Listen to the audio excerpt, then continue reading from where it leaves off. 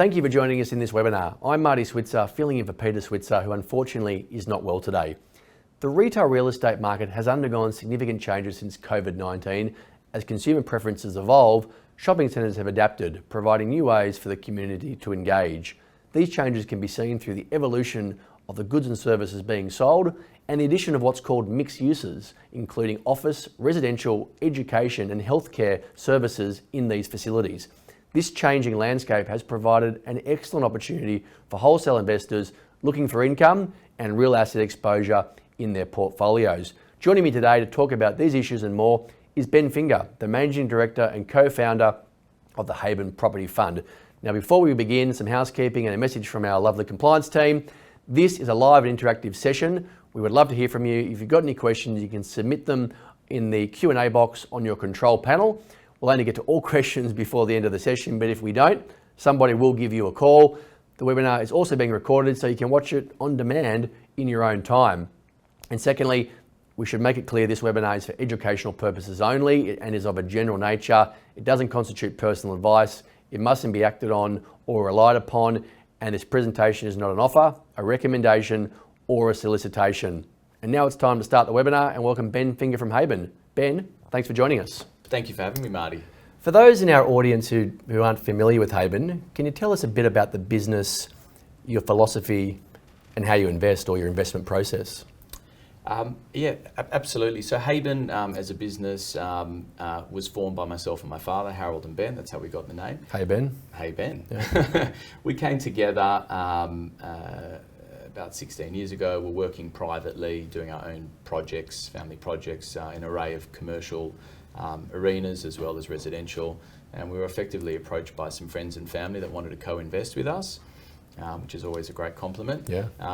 And so quite organically we moved into the funds management space, and when we went into the space, we decided that we wanted to be an expert in one area rather than try to be good or okay at a bunch of areas. Yeah. And we landed on what we call food and service based shopping centres for two primary reasons.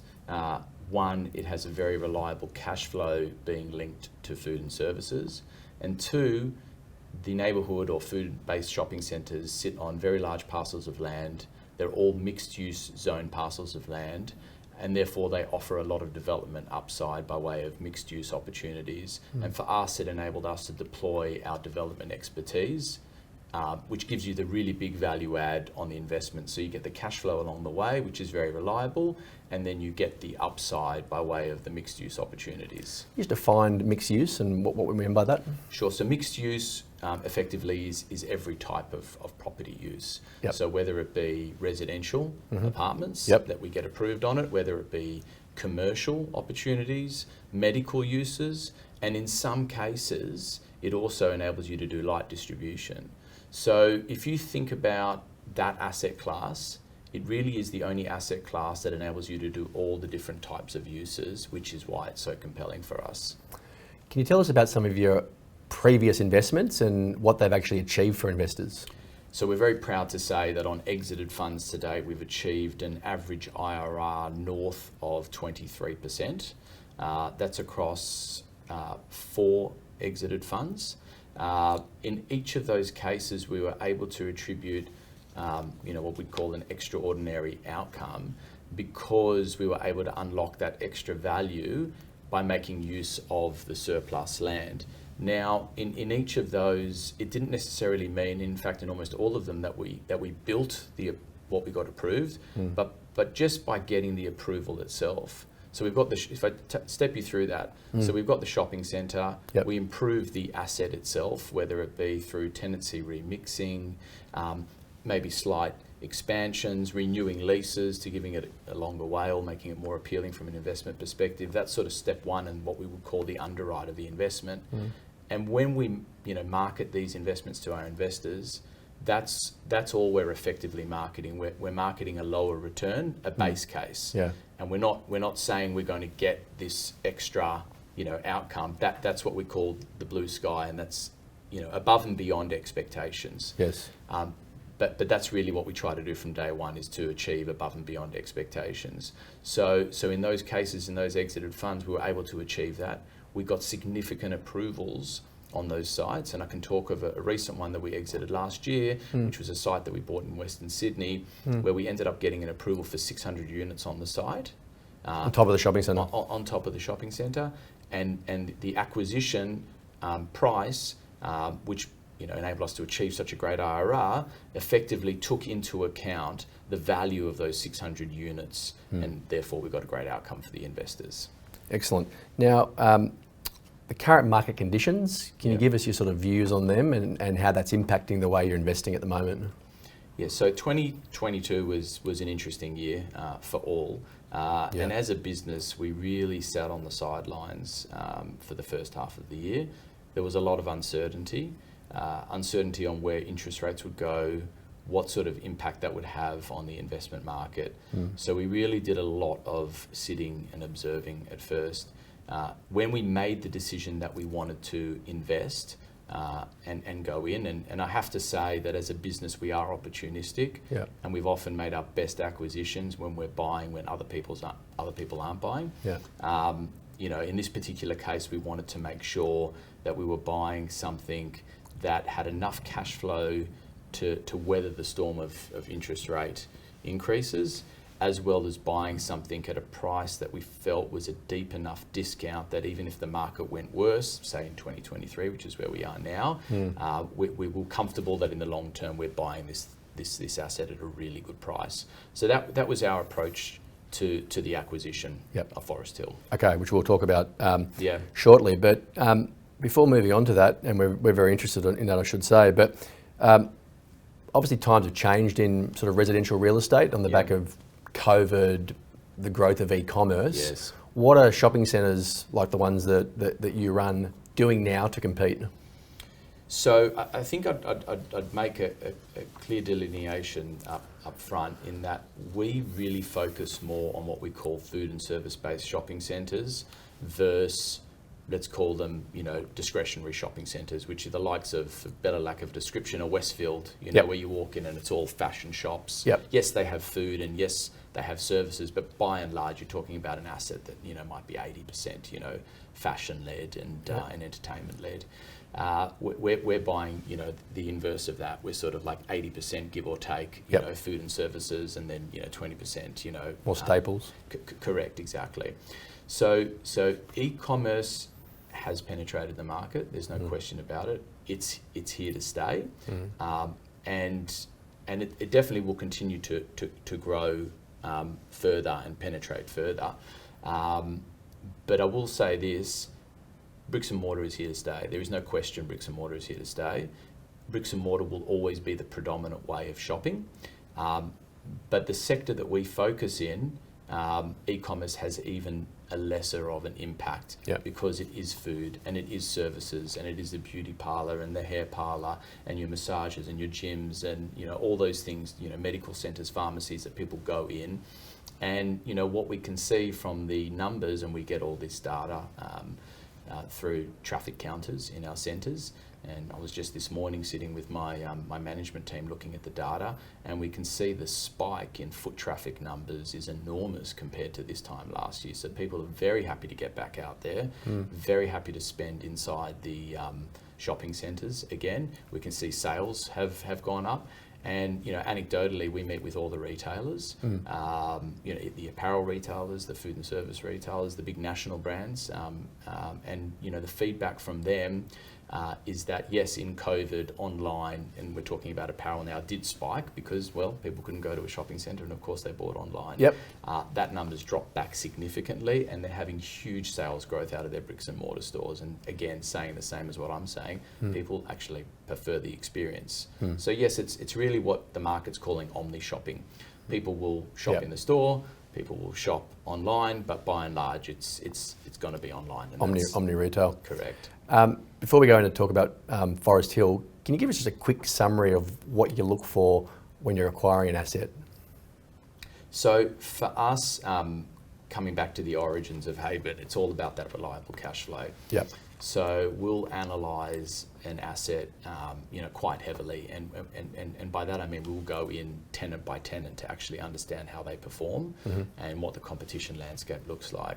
So for us, when we look at an asset, we want to know that we've got an asset that has the right tenancy mix, or the ability to have the right tenancy mix if it hasn't been leased out correctly by the existing landlord. The right location, because location, of course, you can never change. Once you've got it, you got it. Locked in. And the right land parcel, because if it's too built out, that won't enable to be able to do anything extra. Yes. Or if it's not in the right location where you don't think you're going to get any extra height in the future, again, you're sort of somewhat landlocked. So for us, we look at sites that will provide that value add opportunity, because we are a value add business. We want to be able to come in somewhere, improve the asset, and sell it in the future in a better position than when we bought it in the original acquisition. Okay. So you're currently in the process of acquiring an asset, which we mentioned, the Forest Hill Shopping Centre in Melbourne, Victoria. Yes. Can you talk us through that and what attracted you to this asset? So Forest Hill really ticked the boxes for Haben as a business. In the outset, we know we were getting this at a big discount to replacement value. If you had to buy the land, it sits on a 10 hectare site, 18 kilometres away from the CBD, and build the shopping centre today with all the improvements that are there, the car park, travellators, lifts, shops, everything, you'd be paying a significant greater price to what we're actually acquiring the site for. Yep. There's a huge difference. So we know at the outset it was really, really good value.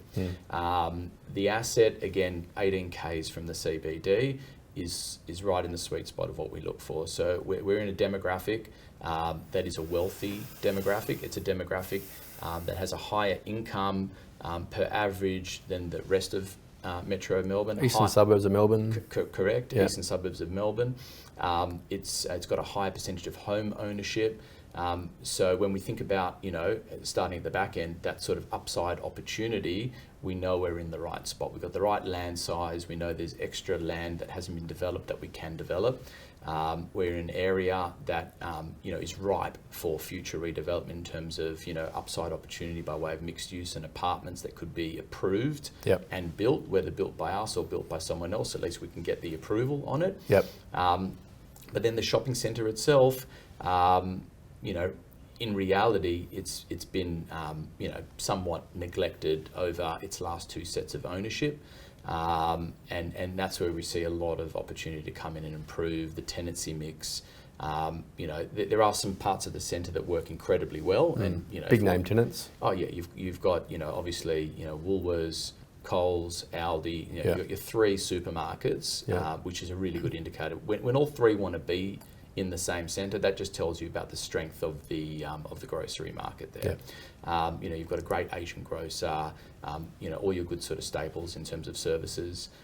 It has an entertainment precinct which sits on the upper level with very limited competition within the trade area, and that does incredibly well. But it's that mid-level which is where we see the value add opportunity, where we can really sort of add our flavour to it. Remove a couple of the tenants that we think aren't great performers, and that's really what it's all about. We look at each of those tenants and understand how their performance goes, and if they're not adding their value to the rest of the shopping centre, it's not just about collecting income from them, it's about, well, you need to be doing a better level of performance, because if you're performing better, you're going to bring more foot traffic to the shopping centre, and if you're bringing more foot traffic to the shopping centre, there's a great flow-on effect for the rest of the asset. So this asset really ticked the boxes for us. Excellent. Now, mate, before we close, why do you think investing in retail real estate makes for a compelling investment opportunity in terms of growth and, importantly, income? I just think it's and not every asset is the same, but by and large, what we look at, these assets are a fantastic hedge, because you've got your food and service base tenancies, great reliable cash flow, and then you've got that mixed use opportunity. So you get the best of both worlds there. So you get that value increase as well from the potential residential uplift, and you can't find that on any other commercial asset. If you look at industrial, And look, each of the asset classes have their own merits, but that doesn't offer that opportunity. And likewise, if you look at commercial, again, it doesn't have that type of opportunity. And always you've got to look at where you are in the cycle. At the moment, cap rates are incredibly low in industrial. Again, they're good investments, but it's very different. And commercial itself is going through its own reworking with people working more from home. Yes.